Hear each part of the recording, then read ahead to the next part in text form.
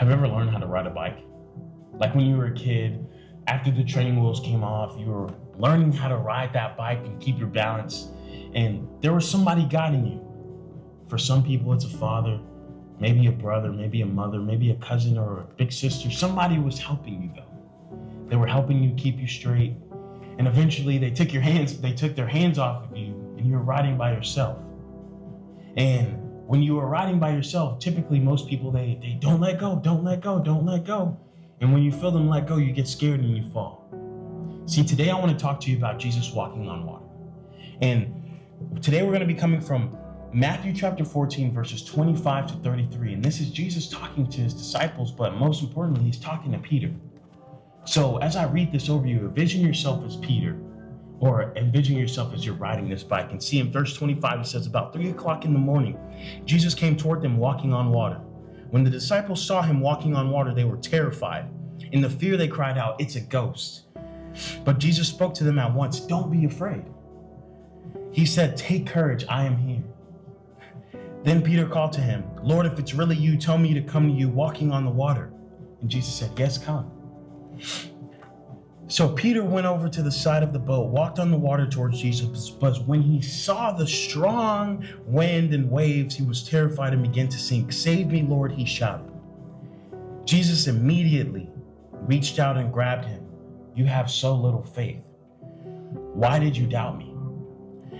When they climbed back into the boat, the wind stopped. The disciples worshiped him. "Really, you are the Son of God," they exclaimed.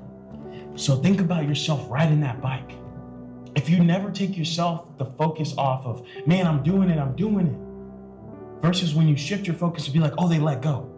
They're not here anymore. Surely I'm going to fall.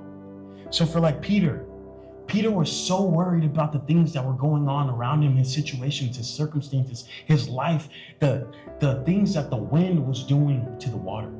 Because it said he saw the wind. You can't see wind. You can't even see the air that you breathe, but it wasn't that he saw the wind, he saw what it was doing around him. And see, for you, it's just like riding that bike. Living life is just like riding that bike. Because as you're confident on that bike, you won't fall. No matter how long, when you pick it back up, you won't fall. But if you take your eyes off and you focus on the things around you, eventually you fall. And just like living with Jesus, when you are walking through the midst of the storm, you can't focus on the storm. You have to keep your eyes aligned, directed towards him, because he's the one that makes your path smooth and straight. He's the one that curves out the bumps and makes it smooth. He's the one that takes the obstacles out of your way. So be a Peter in the beginning and not the end. See, in the beginning, he had faith, but at the end, he had fear. And he only had fear because he took his eyes off Jesus.